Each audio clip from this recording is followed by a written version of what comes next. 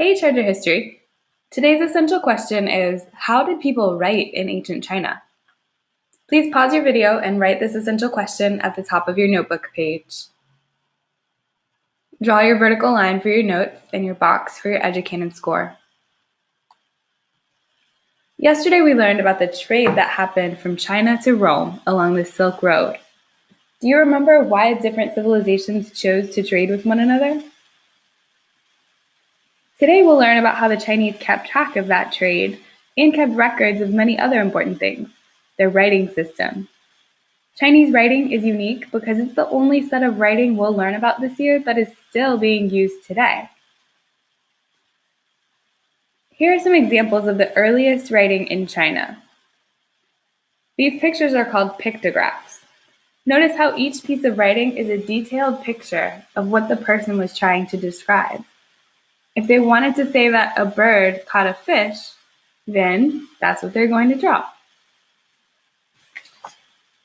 There were no symbols yet. What you see was what you got. Please pause and copy this vocab in your notebook. Pictograph. This pictographs symbolize objects using pictures.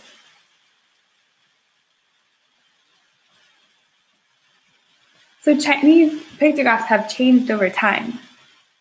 See how they used to be pictures of the word, and over time, they turned into symbols that would be faster to draw.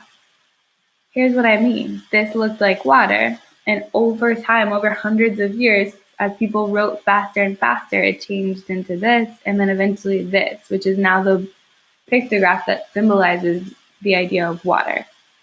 Same thing, this used to look like a sun, this used to look like mountains and rain, and over time, they turned into these symbols that don't really look like that anymore, but they still represent the idea.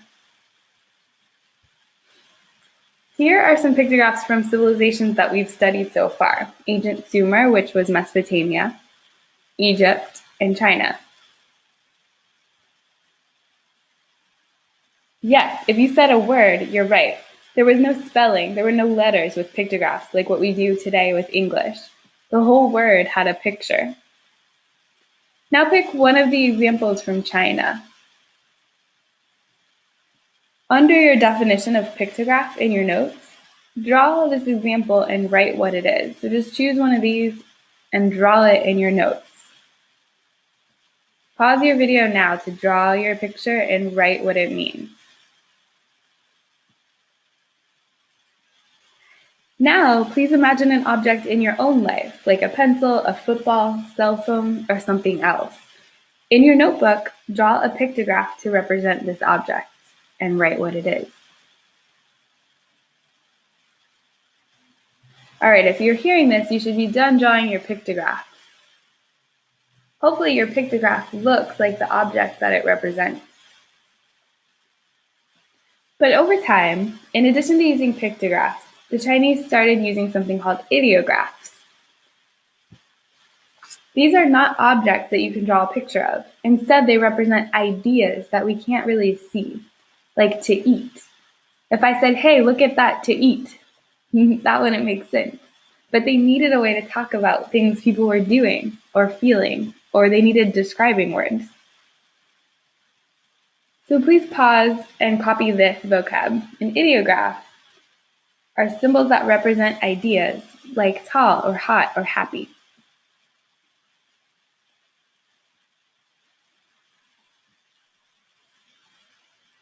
All right, if you're hearing this, you should be done with your notes. Let's look at this ideograph, big. We know what big means, but we can't exactly draw a picture of it. I can see something that's big, but I can't see big. Do you believe me? Try this. Hey, look at that big. You should be thinking, look at that big what? See, you can't see a big. So ideographs represent ideas that we cannot really see. Go ahead and pause and draw one of these examples in your notes. Choose the one you like, press pause and draw it. Go. Okay, now pick an idea from your own life, maybe happy or sad or love, and make up an ideograph to represent it. Draw a symbol in your notebook to represent the idea. Go.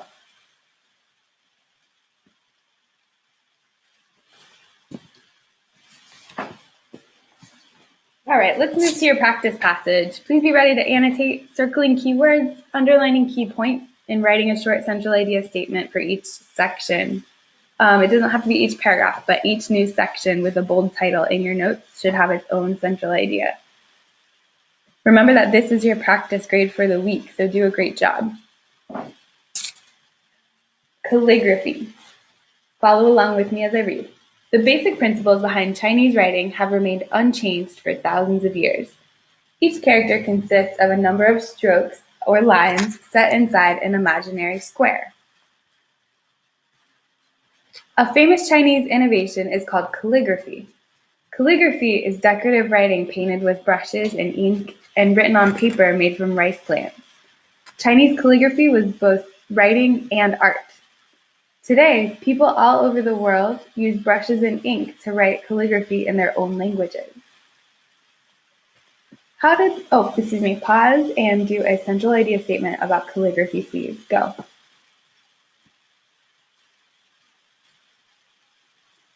How did the ancient Chinese use writing? The ancient Chinese used writing much like the other ancient river civilizations. Writing was useful for keeping records, keeping track of trade, and writing laws, just like it was in Mesopotamia and Egypt and Indus Valley. Much like the ancient Egyptians used papyrus and the Mesopotamians used clay tablets, the Chinese invented a surface to write upon. They invented the surface that we still use today, paper. Instead of a stylus like the Mesopotamians, or a river reed like the Egyptians, the Chinese wrote on paper using ink and paintbrushes. Please pause and write your central idea statement.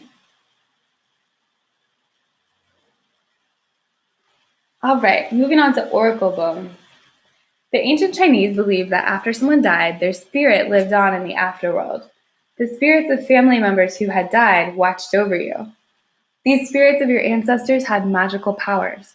They could help you or hurt you. Family spirits included all of your ancestors, going back hundreds of years, any one of whom could help or hinder. Hinder means hurt. Ancestor worship was the Chinese way of keeping their ancestors happy. They brought gifts of food and wine to their temples to honor the spirits of their ancestors. Celebrations were held to honor their ancestors.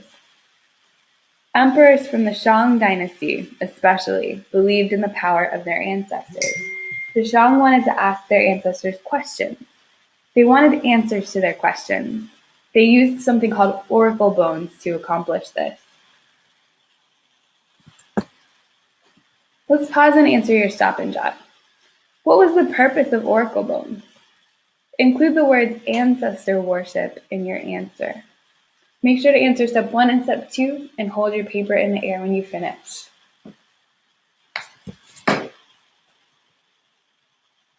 All right, if you're hearing this, you should be done with your stop and jot. Did you use complete sentences? Did you restate the question for step 1? And did you introduce your quote in step 2?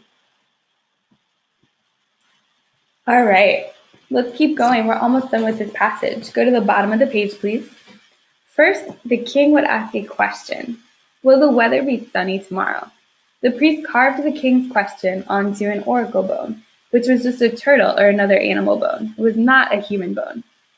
Then the priest heated a thin pin made of bronze. Once heated, the pin was held against the bone. The heat caused a series of cracks to form. Turn your page. To appear on the surface of the bone. Those cracks formed a pattern of sorts. Then a special oracle reader, usually a woman, would read the cracks and provide the king with an answer to his question. Archaeologists have found thousands and thousands of oracle bones, each with a question carved on them. The questions on these oracle bones have told archaeologists a great deal about daily life during the Shang dynasty. The thing is, the questions didn't actually say, will it be sunny tomorrow? What the question actually said was something like this. If I sacrifice 8 men or 3 oxen, will it be sunny tomorrow? So many people and animals were sacrificed during Shang times so that Shang kings and queens could ask their ancestors questions. The people they sacrificed might be slaves, or people who were sick or deformed, or people captured in war, or someone who upset a noble, or a noble who upset the king. No one was safe. The only thing that was important to the Shang kings and queens was getting an answer to their question. Wow, so oracle bones are really cool and kind of creepy. Go ahead and go back to your playlist so that we can practice learning more about the Chinese language.